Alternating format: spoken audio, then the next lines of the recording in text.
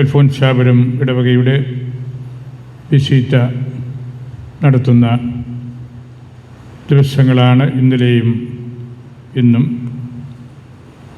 ഇന്നലെ സന്ധ്യയിൽ നമ്മുടെ സെമിത്തേരിയിൽ പള്ളി കമ്മിറ്റിക്കാർ എല്ലാവരും ഒന്നിച്ചു ചേർന്ന് ഒഫീഷ്യലി പരേതരായ നമ്മളുടെ പൂർവികർക്ക് വേണ്ടി പ്രാർത്ഥിച്ചു.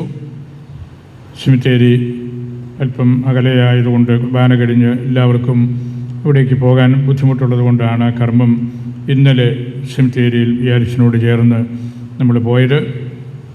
എന്നിരുന്നാലും കുർബാനയ്ക്ക് ശേഷം ഔദ്യോഗികമായിട്ടുള്ള സഭയുടെ പ്രാർത്ഥനകളെല്ലാം ഇവിടെ പള്ളിക്കകത്ത് വെച്ചും നമ്മൾ അർപ്പിക്കുന്നതാണ്. ഈ വിശുദ്ധയിൽ നമ്മളൊറ്റ കുർബാനയിൽ എല്ലാവരും ഒന്നിക്കുകയാണ്. അല്പം പ്രയാസമുള്ളൊരു കാര്യമാണ് ഒരു കുർബാനയിൽ എല്ലാവരും വരണമെന്ന് പറയുമ്പോൾ. എങ്കിലും സഭയുടെ ചിരപുരാതനമായ ഒരു കാഴ്ചപ്പാടാണ് മെത്രാന്മാർ അവരുടെ പ്രാദേശിക സഭകളിൽ പരിശുദ്ധ കുർബാന അർപ്പിക്കാനായിട്ടെത്തുമ്പോൾ ആ ദേശത്തുള്ളവരെല്ലാം, ഇപ്പോൾ നമ്മൾ പറഞ്ഞാൽ ഒരു ഇടവകയിൽ ഉള്ളവരെല്ലാം ആ ഒറ്റ കുർബാനയിൽ വന്ന് പങ്കെടുക്കണമെന്ന്. അതിനെയാണ് പിന്നീട് വേദശാസ്ത്രികൾ 1 ആൾട്ടർ, 1 ബിഷപ്പ്, 1 യൂക്കരിസ്റ്റ്, 1 കമ്മ്യൂണിറ്റി, ഒരു മെത്രാൻ, ഒരു അൾത്താര, ഒരു കുർബാന, ഒരു സമൂഹം എന്ന് വിശേഷിപ്പിച്ചത് ഇക്കാര്യത്തെക്കുറിച്ചാണ്. അങ്ങനെ നമ്മൾ ആ ഒരു പ്രാചീന ആത്മീയ ദൈവാരാധന ക്രമ തത്വം ഇവിടെ നമ്മൾ അനുഷ്ഠിക്കുകയാണ്. ഈ ദേവാലയം നിറയെ വിശ്വാസികൾ എത്തിയിട്ടുണ്ട്. ഈ ദേവാലയത്തിൻ്റെ ഏറ്റവും വലിയ ഭംഗി ഈ പള്ളി നിറച്ച് നമ്മുടെ ഇടവക്കാർ ഈ കുർബാനയിൽ പങ്കെടുക്കാനായിട്ട് എത്തിച്ചേർന്നു എന്നത് തന്നെയാണ്. ദൈവത്തെ സ്തുതിക്കാനുള്ള വലിയൊരു അവസരമായിട്ട് ഈ കൂടിവരവിനെ നമുക്ക് കാണാം. ഈ ദേവാലയത്തിൻ്റെ 25 വർഷങ്ങളായിട്ടുള്ള ചരിത്രം ബഹുമാനപ്പെട്ട വിയാരിച്ചൻ വളരെ വ്യക്തമായിട്ട് നമ്മുടെ മുമ്പിൽ അവതരിപ്പിച്ചു. അത് കുട്ടികൾക്കൊക്കെ ഒരു വേദപാഠ ക്ലാസ് പോലെ എനിക്ക് തോന്നി. അവർക്കത് ഓർക്കാനും ഇവിടെ കഠിനാധ്വാനം ചെയ്ത അച്ഛന്മാരുടെ പേരുകളും അല്ലെങ്കിൽ ഈ 25 വർഷങ്ങൾ എങ്ങനെയാണ് ഇവിടെ ഈ അൽഫോൻസാപുരം ഇടവക ആയി തീർന്നത് എന്നുമൊക്കെ അച്ഛൻ നമ്മളെ പഠിപ്പിക്കുകയായിരുന്നു. അത്തരത്തിലുള്ള ചരിത്ര ഓർമ്മകൾ വിശുദ്ധിയുടെ ഏറ്റവും പ്രധാനപ്പെട്ട ഭാഗമാണെന്നുകൂടെ നമ്മൾ തിരിച്ചറിയണം. നമുക്ക് വലിയ പുരോഗതി ഈ നാടുകളിൽ ഉണ്ടായത് അച്ഛനിവിടെ സൂചിപ്പിച്ചു. നമ്മുടെ മനോഹരമായ ദേവാലയം, നമ്മുടെ എല്ലാവരുടെയും ഒത്തുചേരലിനുള്ള സൺഡേ സ്കൂൾ അല്ലെങ്കിൽ പാരിഷ് ഹാള്, നമ്മുടെ സെമിത്തേരിയും അതിമനോഹരമാണ്. എല്ലാം നല്ല വൃത്തിയായും മെനയായും സൂക്ഷിക്കപ്പെട്ടിട്ടുണ്ട്. പള്ളിമുറിയും അനുബന്ധ സ്ഥാപനങ്ങളും പ്രദേശങ്ങളും എല്ലാം ഏറ്റവും നന്നായിട്ട് മോടിയായിട്ട് ഞങ്ങൾ കാത്തു സൂക്ഷിച്ചിട്ടുണ്ട്. വിശുദ്ധിക്ക് വരുന്നതിന് മുമ്പ് കൊറോണ വികാരി വന്ന് എല്ലാ കാര്യങ്ങളും പരിശോധിച്ച് ഒരു റിപ്പോർട്ട് രൂപതാ കേന്ദ്രത്തിൽ നൽകും. അതുകൂടെ കണ്ട് പഠിച്ചിട്ടാണ് ഞാൻ വിശുദ്ധിക്ക് വരുന്നത്. നമ്മുടെ ബഹുമാനപ്പെട്ട കൊല്ലിത്താനത്തിൽ അച്ഛൻ ഇവിടെ വരികയും മണിക്കൂറുകളെടുത്ത് ഇവിടുത്തെ പള്ളി രജിസ്റ്ററുകൾ അതുപോലെ മറ്റ് പൊതുക്കാര്യങ്ങളെല്ലാം വിശദമായിട്ട് പഠിച്ച് അത് ആ റിപ്പോർട്ട് രൂപതാ കേന്ദ്രത്തിൽ തന്നിരുന്നു. അതിന്നലെ ഞാൻ പള്ളി കമ്മിറ്റിക്കാർക്ക് അതിൻ്റെ പ്രസക്തമായ ഭാഗങ്ങൾ വായിച്ചു കേൾപ്പിക്കുകയും അതിന്മേൽ നമ്മൾ ചർച്ച നടത്തുകയും ചെയ്തു. 10-18 പേര് ചർച്ചയിൽ സംസാരിച്ചു. നല്ല ഒരു കമ്മിറ്റിയാണ് നമുക്കുള്ളത്. ആശയങ്ങളും അഭിപ്രായങ്ങളുമെല്ലാം. അതുപോലെ ബഹുമാനപ്പെട്ട മദർ മഠത്തെക്കുറിച്ചും സ്പെഷ്യൽ സ്കൂളിനെക്കുറിച്ചും മഠത്തിലെ ബഹുമാനപ്പെട്ട സിസ്റ്റേഴ്സ് ഈ ദേവാലയവുമായിട്ട് ബന്ധപ്പെടുന്ന വിവിധ അവസരങ്ങളെക്കുറിച്ചുമെല്ലാം പറയുകയുണ്ടായി. അങ്ങനെ നല്ല സന്തോഷത്തിൻ്റെ ഒരു അന്തരീക്ഷത്തിലാണ് ഇവിടെ നമ്മൾ ഈ വിശുദ്ധിക്ക് സർവോപരി ഈ പരിശുദ്ധ കുർബാനയിൽ ഒന്നിക്കുന്നത്. ഇന്നത്തെ വായനകളെല്ലാം നമ്മൾ ശ്രവിച്ചു. നമ്മൾ ദൈവാരാധന ക്രമത്തിൽ എലിയ, സ്ലീവ, മോശെ കാലഘട്ടത്തിലാണ്. സ്ലീവ കാലം 4-ാം ഞായറാണ് ഇന്ന്. ഈ കാലഘട്ടത്തിൻ്റെ എല്ലാം ചിന്ത നമ്മുടെ ഈ ലോക ജീവിതത്തിൻ്റെ അന്ത്യം, കർത്താവിൻ്റെ 2ാമത്തെ വരവ്, നിത്യാനന്ദം, സ്വർഗപ്രവേശനം, നരകം, ശുദ്ധീകരണ സ്ഥലം തുടങ്ങിയ കാര്യങ്ങളെക്കുറിച്ചുള്ള ഓർമ്മപ്പെടുത്തലാണ്. നമ്മുടെ വായനകളും ശേഷവരിയായിട്ടുള്ള നമ്മളുടെ പുതിയ നിയമത്തിൽ നിന്നുള്ള ഓർമ്മപ്പെടുത്തലുകളുമെല്ലാം ഈ കാലഘട്ടത്തിൻ്റെ ഈശോയുടെ സ്ലിവായുടെ പ്രാധാന്യം എടുത്ത് കാണിക്കുന്ന കാര്യങ്ങളാണ്. ഇന്നത്തെ സുവിശേഷത്തെക്കുറിച്ച് മാത്രം ഞാൻ ഏതാനും നിമിഷങ്ങൾ അതിലെ 1-2 തിരുവചനങ്ങളെക്കുറിച്ച് മാത്രം ഞാനൊന്ന് ഓർമ്മിപ്പിക്കുകയാണ്. കർത്താവ് ഇവിടെ നമ്മൾക്ക് വലിയൊരു ആശ്വാസം നൽകുകയാണ്. നിങ്ങൾ വളരെ വേദനിച്ച് സങ്കടപ്പെട്ട് എന്തോ വലിയ ഭാരം ചുമക്കുന്നവരെ പോലെ ആയിരിക്കരുത്. നമ്മൾ ക്രിസ്ത്യാനികളാണ്, കത്തോലിക്കരാണ്. ഫ്രാൻസിസ് പിതാവ് എപ്പോഴും പറയുന്നത് നമ്മൾ ജോയ്ഫുള്ളായിരിക്കണം, ഉത്ഥാനത്തിൻ്റെ സന്ദേശം കൊണ്ടു നടക്കുന്നവരാണ്. നമ്മളെ കാണുമ്പോൾ നമ്മുടെ മുഖത്ത് ഉത്ഥാനം ചെയ്ത ഈശോയുടെ ചൈതന്യമുണ്ട് എന്ന് മറ്റുള്ളവർക്ക് മനസ്സിലാകണം. അതാണ് സുവിശേഷവൽക്കരണമെന്ന് പരിശുദ്ധ പിതാവ് പറയുന്നു. അത് നമുക്ക് സത്യമാണെന്ന് നമുക്കുമറിയാം. നമുക്കിഷ്ടമില്ലാത്ത കുറേ ഭാരം ചുമക്കുന്നവരെ പോലെ ആകരുത് എന്ന് കൂടെ പിതാവ് ഓർമ്മിപ്പിക്കുന്നുണ്ട്. പിതാവ് ഒരിക്കലൊരു പ്രസംഗത്തിൽ പരിശുദ്ധ പിതാവ് പറഞ്ഞു, ചിലരുടെയൊക്കെ ക്രൈസ്തവ ജീവിതം എന്ന് പറഞ്ഞാൽ അവരുടെ മുഖം കണ്ടാൽ, മാർപ്പാപ്പ പറഞ്ഞു, ഒരു കൊമ്പൻ മുളക് ഉപ്പിനകത്ത് 6 മാസം ഇട്ടേച്ച് എടുത്താൽ എങ്ങനെ ഇരിക്കും, അതുപോലെയാണ്. വലിയ വീർത്ത് കെട്ടി, ആരോടും ഒന്നും മിണ്ടാതെ, ആരുടെയും മുഖത്ത് നോക്കാതെ, എല്ലാവരും അവരെ ഉപദ്രവിക്കുന്നത് പോലെ അങ്ങനെയുള്ളൊരു മുഖം കാണിച്ചുകൊണ്ട് നടക്കുന്നത് ക്രിസ്തീയതയ്ക്ക് ചേർന്നതല്ല എന്ന് പരിശുദ്ധ പിതാവ് നമ്മെ പഠിപ്പിക്കുന്ന കാര്യവും നമ്മളുടെ മനസ്സിൽ നമുക്ക് സൂക്ഷിക്കാം. ഇന്നത്തെ സുവിശേഷത്തിൽ കർത്താവ് നമ്മളോട് പ്രത്യേകം പറയുന്നത് ഈശോയുടെ നുകത്തെക്കുറിച്ചാണ്. നുകം. ഇവിടം അൽഫോൻസാപുരം, മലപ്പുറം എല്ലാം നല്ല കാർഷിക മേഖലയാണ്. 100-200 ഏക്കർ കണ്ടകൃഷിയുള്ള പ്രദേശങ്ങളാണ്. നുകം നമുക്ക് വളരെ പരിചയമുള്ളൊരു കാര്യമാണ്. 2 കാളന്മാരുടെ പെടലിക്ക് വെച്ച് കെട്ടുന്ന ചെറിയൊരു ഉപകരണമാണ് നുകം. ആ നുകം വെച്ച് കെട്ടുമ്പോൾ അതിൽ ഒരെണ്ണത്തിന് മാത്രം നടക്കാനോ ഇരിക്കാനോ ഓടാനോ ഭക്ഷിക്കാനോ വിശ്രമിക്കാനോ ഒന്നും പറ്റില്ല. നുകം വെച്ച് കെട്ടുന്ന കർമ്മം ആത്യന്തികമായിട്ട് വലിയ കൂട്ടായ്മയുടെ കാര്യമാണ് നമ്മിലേക്ക് കൊണ്ടുവരുന്നത്. എന്നാൽ അതിന് അപ്പുറത്ത് ഈ നുകം ഭാരം ഉള്ള ഒരു കാര്യമെന്ന ചിന്ത എല്ലാവരുടെയും മനസ്സിലുണ്ട്. വിശുദ്ധ ഗ്രന്ഥത്തെക്കുറിച്ച് പറയുമ്പോൾ, പ്രത്യേകിച്ച് ഇന്നത്തെ സുവിശേഷം നമുക്ക് നൽകുന്ന ഒരു വ്യാഖ്യാനം ഞാൻ മനസ്സിലാക്കുന്നത്, പഴയ നിയമമാകുന്ന ആ ഭാരപ്പെടുത്തൽ ഇനിമേൽ ഇല്ല. പഴയ നിയമം വലിയ നിയമങ്ങളുടെ, ഒരുപാട് നിയമങ്ങൾ, എന്ത് കാര്യത്തെക്കുറിച്ച് നമ്മൾ നോക്കിയാലും നിയമം കൊണ്ട് ബന്ധിതമായ ഒരു സമൂഹമാണ് യഹൂദന്മാർ. ആ പശ്ചാത്തലത്തിലാണ് പഴയ നിയമം എഴുതിയത്. ഓരോ കാര്യത്തെക്കുറിച്ചുമുള്ള മെറ്റിക്കുലസ് ആയിട്ടുള്ള കാര്യങ്ങൾ അവിടെ പറയുകയാണ്. അപ്പോൾ ഈശോ ശിഷ്യന്മാരോട് പറഞ്ഞു, നിങ്ങൾക്ക് ബുദ്ധിമാന്മാർക്ക് കിട്ടാത്ത ചില കാര്യങ്ങൾ കുഞ്ഞുങ്ങൾക്ക് ദൈവം ഇവിടെ വെളിപ്പെടുത്തുന്നുണ്ട്. കുഞ്ഞുങ്ങൾ എന്ന് ഈശോ അവിടെ ഉദ്ദേശിക്കുന്നത് ദൈവരാജ്യത്തിലേക്ക് കടന്നു വന്ന് സുവിശേഷം ശ്രവിക്കാൻ മനസ്സുള്ളവരെയാണ്. അവരാണ് കുഞ്ഞുങ്ങൾ. ബുദ്ധിമാന്മാർ വലിയ സ്കോളേഴ്സായിട്ടുള്ള പാണ്ഡിത്യമുള്ള യഹൂദന്മാരാണ്. യഹൂദന്മാരുടെ ആ പാണ്ഡിത്യം, അവരോരോ പഴയ നിയമ തിരുവചന വാക്യങ്ങളും പഠിച്ച് എടുത്ത് വ്യാഖ്യാനിക്കുമ്പോഴും അത് ഈശോയിലേക്ക് എത്തിക്കാനായിട്ട് അവർക്ക് സാധിക്കാതെ പോയി. പഴയ നിയമം ഒരു വലിയ പരിധിവരെ ഭാരമായിട്ട് അവർക്ക് തോന്നുകയാണ്. ആ പശ്ചാത്തലത്തിലാണ് ഈശോ പറഞ്ഞത്, എൻ്റെ നുകം വളരെ ലഘുവാണ്. ഈശോ എല്ലാ നിയമങ്ങളെയും രണ്ട് കാര്യത്തിൽ കൊണ്ടുവന്ന് എത്തിച്ചല്ലോ. ദൈവത്തെ സ്നേഹിക്കണം, അയൽക്കാരെ സ്നേഹിക്കണം. വളരെ എളുപ്പത്തിൽ എല്ലാം ഈശോ നമുക്ക് പറഞ്ഞു തന്നു. പരിശുദ്ധ ബെനഡിക്ട് പിതാവ് ഒരിക്കൽ പറഞ്ഞു, കർത്താവ് എല്ലാം നമുക്ക് ചെറുതാക്കി തന്നു.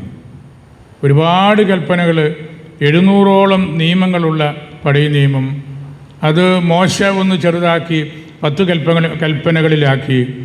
മോശയുടെ കൽപ്പനകളും ഈശോ ചെറുതാക്കി 2 എണ്ണമാക്കി നമുക്ക് തന്നു. അപ്പോൾ എല്ലാവർക്കും എളുപ്പമാണ്. ഏത് കൊച്ചിനും അറിയാമല്ലോ, ഈശോയെ, ദൈവത്തെ സ്നേഹിക്കണം, അയൽക്കാരനെ അല്ലെങ്കിൽ മനുഷ്യനെ സ്നേഹിക്കണം, പരസ്പരം സ്നേഹിക്കണം. അങ്ങനെ ഭാരപ്പെടുത്താത്ത, നുകം വെച്ച് കെട്ടി നടക്കുന്നത് പോലെ, ഭാരം ചുമക്കുന്നത് പോലെയുള്ള ഒരു കാര്യം അല്ലാതെ വളരെ വിനയപൂർവമായ മനസ്സോടുകൂടി കർത്താവിൻ്റെ സുവിശേഷത്തെ കേൾക്കണം എന്നാണ് ഈശോ നമ്മെ പഠിപ്പിക്കുന്നത്.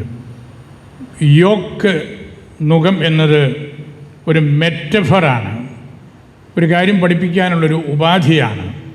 സാർമാരായിട്ടുള്ള ആളുകളൊക്കെ ഈ കൂട്ടത്തിലുണ്ട്. നിങ്ങൾ കുട്ടികളെ പഠിപ്പിക്കാൻ വേണ്ടി പല മെത്തേഡ്സ് ഉപയോഗിക്കും. അതിലുള്ള ഒരു മെത്തേഡാണ് ഇത്തരം മെറ്റഫറുകൾ ഉപയോഗിക്കുക. അതുപയോഗിച്ച് സ്വർഗത്തെക്കുറിച്ച്, ദൈവരാജ്യത്തെക്കുറിച്ച്, തിരുവചനത്തെക്കുറിച്ച് എല്ലാം പഠിപ്പിക്കാൻ ആയിട്ടാണ് ഈശോ ഇവിടെ ഉപയോഗിക്കുന്ന ഈ മാർഗം.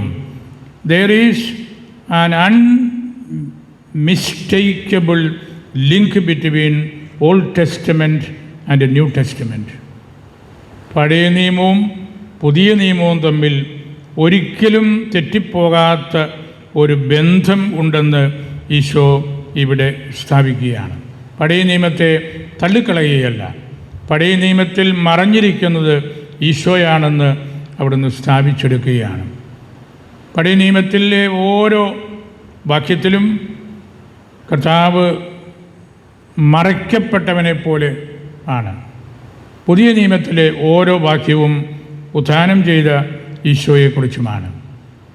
ഇത് രണ്ടും തമ്മിലുള്ള ആ ബന്ധം കർത്താവ് ഇവിടെ നമ്മെ പഠിപ്പിക്കുകയാണ്. യഹൂദന്മാർക്ക് നുകം എന്ന് പറയുന്നത് തോറ, മോശയുടെ ആദ്യത്തെ 5 പുസ്തകങ്ങൾ, നിയമഗ്രന്ഥങ്ങൾ തന്നെയായിരുന്നു. അത് ഭാരമാണ്, പക്ഷേ അതിൽ അർത്ഥമുണ്ട്. 5 അപ്പം കൊണ്ട് 5000 പേർക്ക് ഭക്ഷണം കൊടുക്കുന്നതിനെക്കുറിച്ച്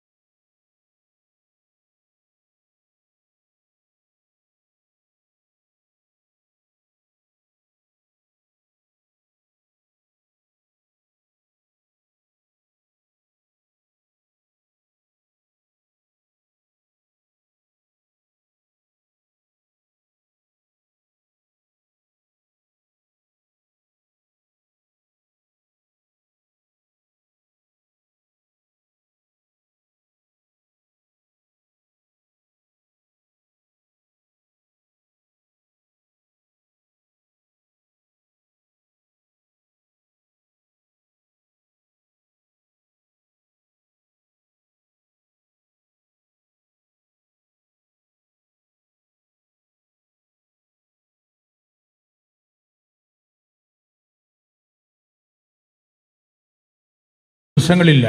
കെട്ടിച്ചുവിട്ട പെങ്ങന്മാരെ അന്വേഷിച്ച് പോകാത്ത ദിവസങ്ങളില്ല. അതായിരുന്നു കൂട്ടായ്മ. അതാണ് നമ്മളുടെ നസ്രാണികളുടെ ഈ സമുദായത്തിൻ്റെ ഏറ്റവും വലിയ ഒരു പ്രത്യേകതയും. അങ്ങനെ സ്നേഹത്തിൽ നമ്മൾ വളരെയേറെ ആനന്ദം കണ്ടെത്തിയവരാണ്. പക്ഷേ സമൃദ്ധി വന്നപ്പോൾ നമ്മൾ ഒന്നോ രണ്ടോ കുഞ്ഞുങ്ങൾക്ക് വേണ്ടി മാത്രം വലിയ മാളികകൾ പണിതപ്പോൾ അവിടെ പിന്നെ ജീവനില്ല.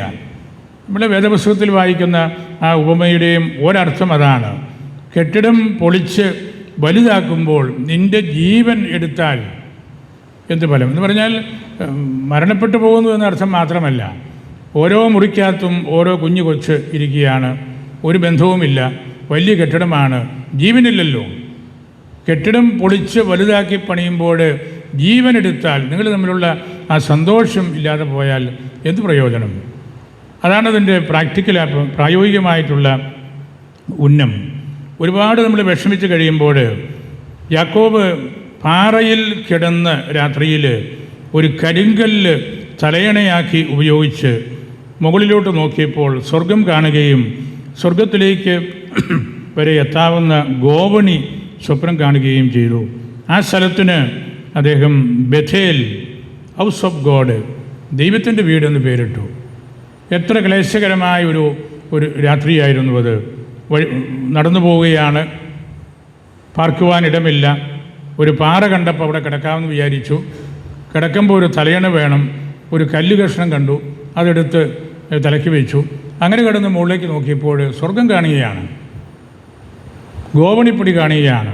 അതുകൊണ്ട് അദ്ദേഹം ആ സ്ഥലത്തിന് ദൈവത്തിൻ്റെ വീട്, ബെത്ത് ഏൽ, ഏൽ എന്ന് പറഞ്ഞാൽ ദൈവം എന്നാണ്, ബെത്ത് എന്ന് പറഞ്ഞാൽ വീട്. അത് രണ്ടും കൂടെ കൂട്ടി യോജിപ്പിക്കുന്ന വാക്കാണ് ബഥേൽ, ദൈവത്തിൻ്റെ വീട് എന്ന് ആ പാറപ്പുറത്തെ അദ്ദേഹം വിശേഷിപ്പിച്ചത് നമുക്ക് പാഠമാകേണ്ടതാണ്.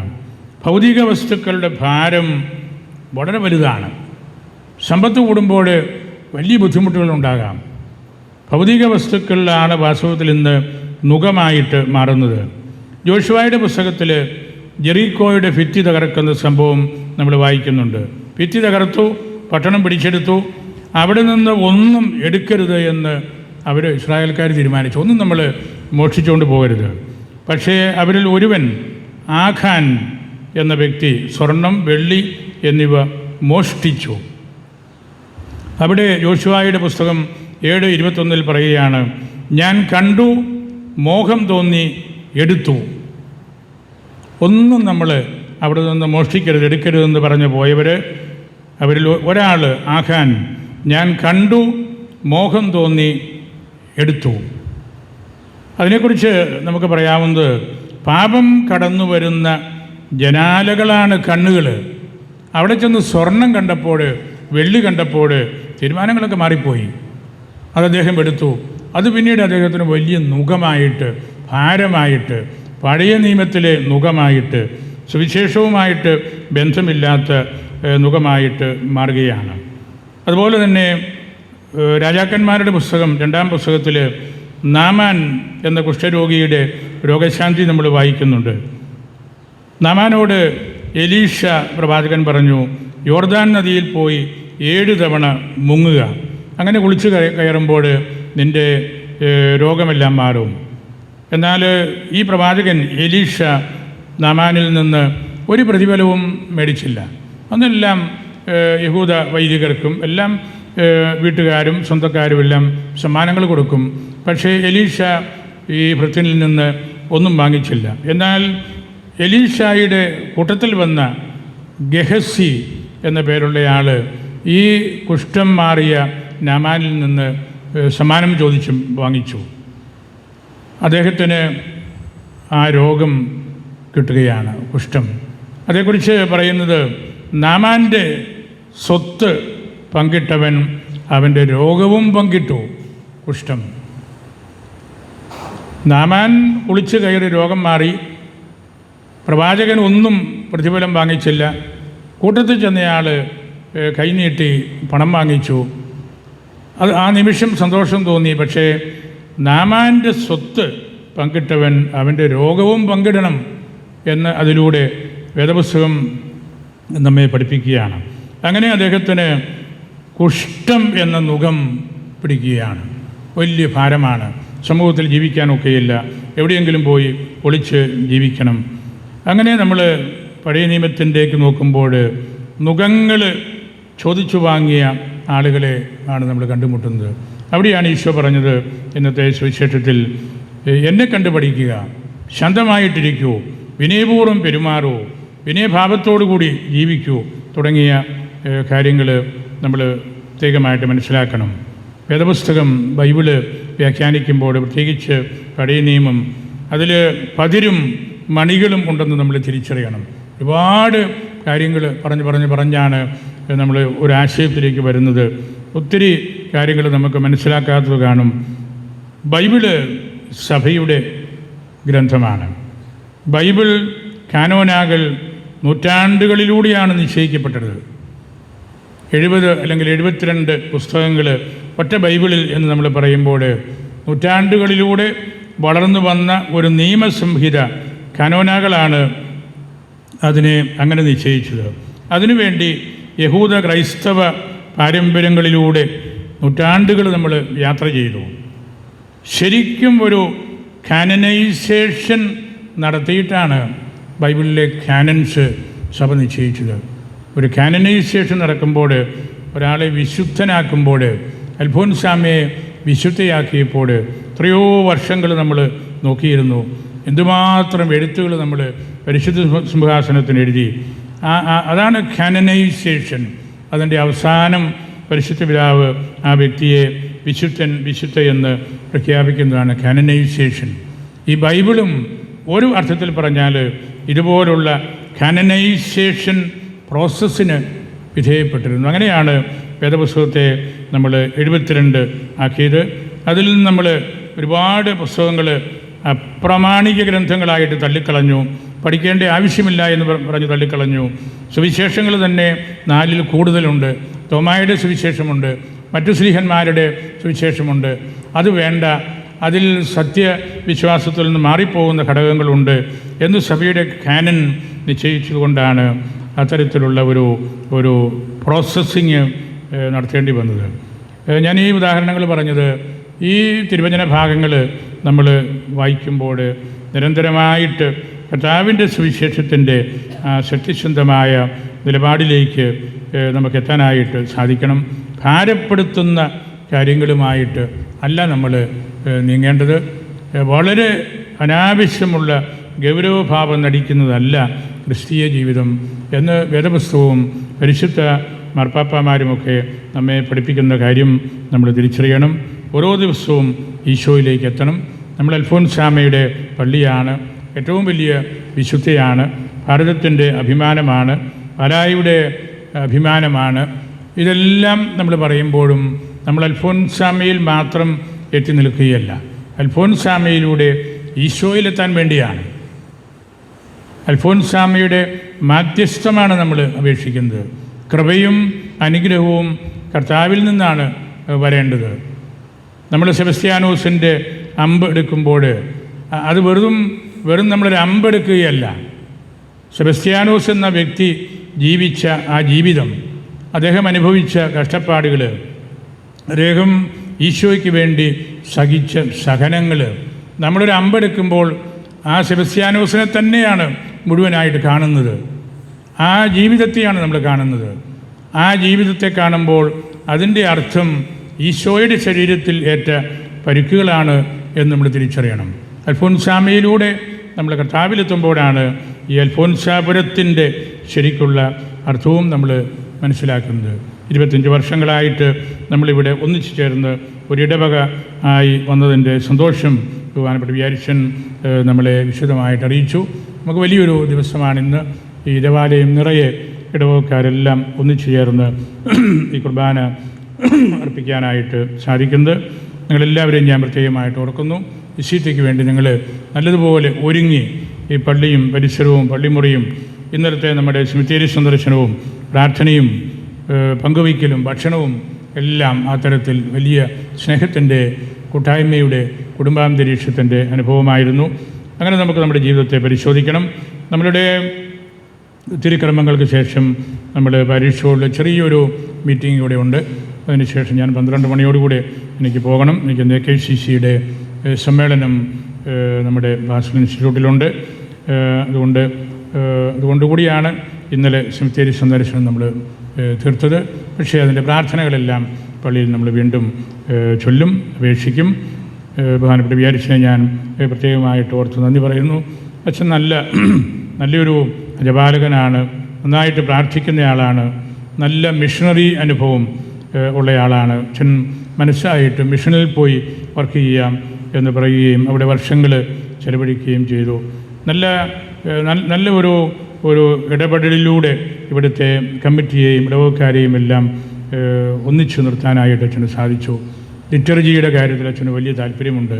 നല്ലൊരു ലിറ്റർജിക്കൽ കമ്മ്യൂണിറ്റിയാണ് ഇവിടെ ഉള്ളത്. നന്നായിട്ട് പ്രാർത്ഥിക്കാനറിയാം. സുറിയാനി ഭാഷയിൽ പാട്ടുപാടാനും പ്രാർത്ഥിക്കാനും അറിയാം. അതെല്ലാം അച്ഛൻ്റെ ഒരു കരുതലും ചിന്തയും അതിൻ്റെ പിന്നിലുണ്ട്. അതുപോലെ സൺഡേ സ്കൂൾ കുട്ടികൾക്ക് പരിശീലനം കൊടുക്കുന്ന മാസ്റ്ററും മറ്റ് അധ്യാപകരും എല്ലാം അങ്ങനെ നല്ലൊരു അജപാലകനായിട്ട് ഇന്നലെ ഞാൻ കമ്മിറ്റിയിലും പറഞ്ഞല്ലോ, അച്ഛൻ നല്ലൊരു തറവാട്ടിൽ നിന്നുള്ള ആളാണ്.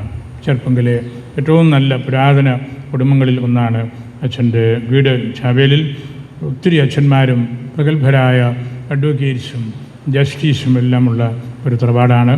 അങ്ങനെ അച്ഛന് ഒരു കുടുംബ പൈതൃകവും മിഷണറി അനുഭവവും നല്ല പ്രാർത്ഥനാ ജീവിതവുമൊക്കെ ഉള്ളപ്പോൾ കുഞ്ഞുങ്ങൾക്കും മുതിർന്നവർക്കും എല്ലാം അത് വലിയ അനുഗ്രഹമാണ്.